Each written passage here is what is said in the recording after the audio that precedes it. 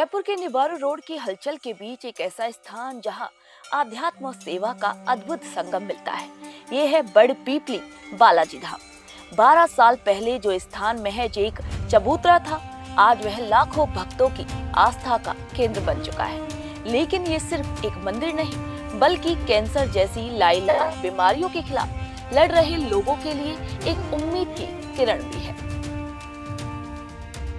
प्रणाम भारत। आज हम राजधानी जयपुर में हैं। जयपुर में जहां बड़ पीपली धाम मंदिर जो है, हनुमान जी का मंदिर है, बहुत ही प्रसिद्ध मंदिर है। और इस मंदिर की खासियत जो हमने यहां आकर देखी वो ये है कि यहाँ बड़ और पीपल दोनों एक साथ एक ही तने से निकल रहे हैं। मैं कैमरा पर्सन ममतेज से रिक्वेस्ट करूंगी वो एक बार विजुअल दिखाएं कि किस तरह से बड़ और पीपल एक साथ हैं।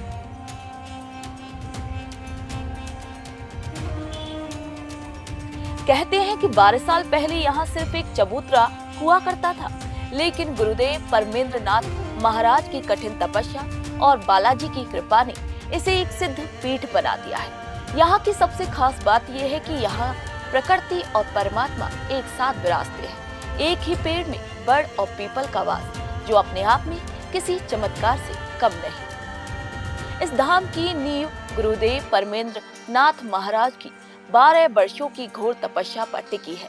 यहाँ जल रहा अखंड धुआं न केवल वातावरण को शुद्ध करता है, बल्कि भक्तों के मानसिक और आध्यात्मिक रोगों का भी नाश करता है। महाराज श्री का एक ही मंत्र है, वसुधैव कुटुंबकम और निस्वार्थ सेवा। अभी हम महाराज जी से सीधी बातचीत कर रहे हैं। जानते हैं महाराज जी से कि इस मंदिर की जो मान्यता है, जो आस्था आस्था का केंद्र बना हुआ है, क्या है वजह। प्रणाम महाराज। सीतारामन माँ, सबसे पहले तो मैं न्यूज़ 21 का बहुत बहुत आभार व्यक्त करता हूँ कि आपने बड़ पीपली बालाजी धाम की जो परंपरा है उसको जनमानस के सामने लेके आ रहे, उसके लिए बहुत बहुत साधुवाद। बड़ पीपली बालाजी धाम हमेशा दुर्लभ अनुष्ठानों के लिए और साथ में जीव सेवा के लिए और बड़े कष्ट निवारण के लिए जाना जाता है। महाराज जी, सुना है कि यहाँ कुछ आप बीती आपके साथ में हुई, वो घटना क्या है, हम चाहेंगे जनता के सामने रखें आप। स्वयं हनुमान जी ने मुझे अपने इस काम के लिए चुना है और मैं इतना ही कह सकता हूँ कि बड़ पीपली बालाजी धाम पर साक्षात हनुमान जी विराजमान है और आज जितना भी काम हो रहा है सब बालाजी की कृपा से ही हो रहा है। यहाँ पे ये सुनने में आया है कि कैंसर पीड़ित जो हैं, मतलब शारीरिक विपदाएं या जो कहें कष्ट हैं, वो यहाँ पे दूर होते हैं, तो इसके बारे में क्या कहना चाहेंगे। सबसे पहले तो हनुमान जी महाराज ने मेरा स्वयं का कष्ट हरा है। मेरे जैसे नास्तिक को बालाजी महाराज ने आस्तिक किया है और जो यहाँ पे बालाजी महाराज के प्रति श्रद्धा रखता है और योगा प्राणायाम करता है और बालाजी महाराज के आदेशानुसार काम करता है, तो सभी प्रकार की बीमारियाँ यहाँ दूर होती हैं। महाराज जी, आपकी ये जो यात्रा है, ये जर्नी है, ये कैसे स्टार्ट हुई। ये किसी संत की कृपा हुई और उन्हीं के आदेश के अनुसार मैं आज ये सेवा दे पा रहा हूँ।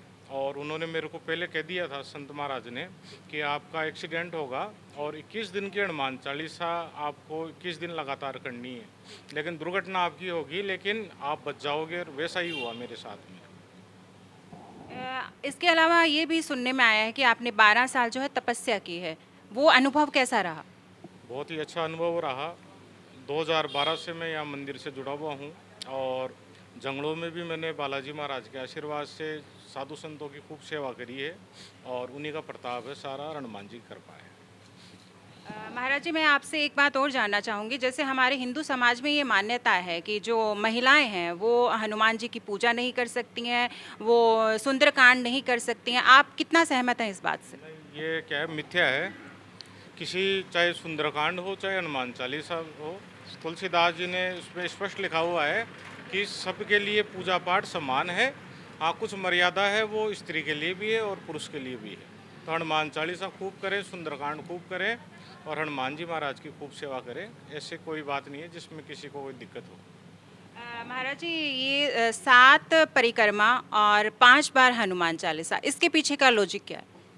ये हनुमान जी महाराज का स्वपन में आदेश था और इसी से लगभग 70% समस्याओं का निवारण होता है। और फिर भी कोई ऐसे रहते हैं कि भाई जिनके ऊपर बाबा की कृपा नहीं हुई, तो साल में 2 बड़ी गद्दी लगती है, हनुमान जन्मोत्सव और गुरु पूर्णिमा की। तो उन दोनों गद्दियों पे बालाजी महाराज का अच्छा प्रभाव रहता है, लोगों के कष्टों का निवारण होता है। महाराज जी, एक बात और जानना चाहूँगी आपसे, यहाँ जो कष्टों के निवारण की जो बात आती है, तो इसमें आप किसी प्रकार की कोई जैसे चलता है मंदिर में कि इतने दिन की पूजा करवा लो या ये ताबीज पहन लो, ये हवन करा लो, ऐसा कुछ है? जैसे ये आपके सामने है, ये अखंड ज्योत है, हनुमान चालीसा, संकट मोचक, बजरंग बाण की प्रत्येक चौपाई पे रात और दिन अखंड आहुति लग रही है। और दूसरा अखंड यहाँ पे रामधुनी है। तो दुर्लभ अनुष्ठान यहाँ मंदिर की तरफ से ही करवाए जाते हैं, उन्हीं के प्रभाव से लोगों का कल्याण होता है। इसके अलावा महाराज जी, ये भी सुनने में आया है कि आप जो मिलावटखोर हैं उनके खिलाफ आवाज़ उठा रहे हैं, क्योंकि आपका एक मैंने बयान भी सुना है जिसमें आप बोल रहे हैं कि हर चीज़ में मिलावट हो रही है।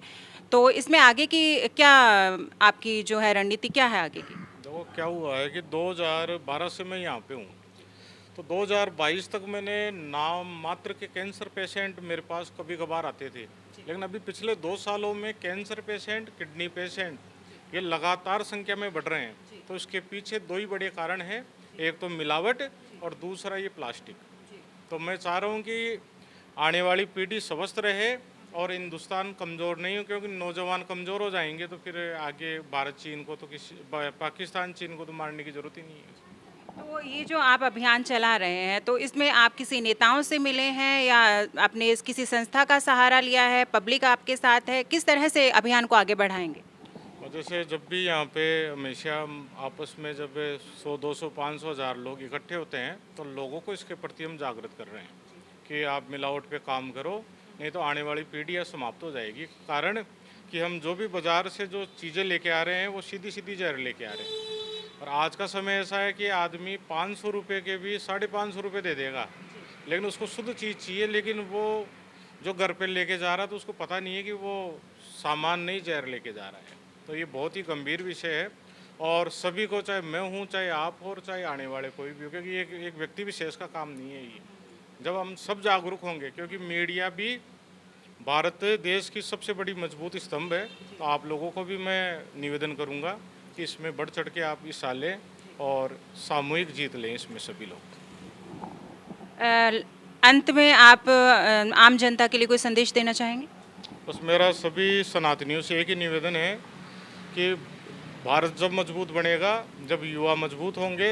युवा कब मजबूत होंगे? जब अच्छे संस्कार होंगे और मिलावट की चीज़ों से अपन दूर होंगे। साथ में हमें प्रकृति को शुद्ध रखना है।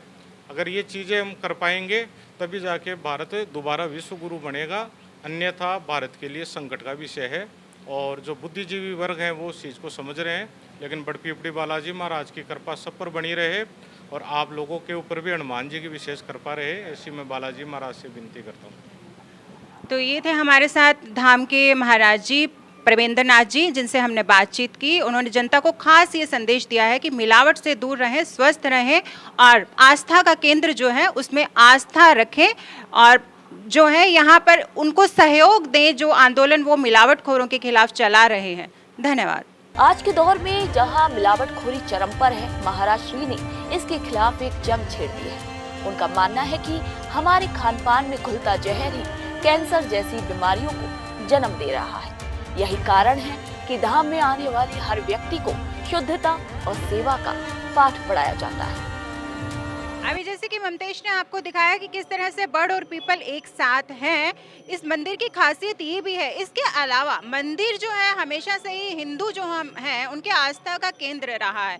इस मंदिर से जुड़ी हुई कई मान्यताएं हैं जिसकी वजह से ये हमारा आस्था का केंद्र बना हुआ है। इस मंदिर से जुड़ी मान्यता ये है कि यहाँ पर कैंसर पीड़ित जो हैं उनका इलाज होता है।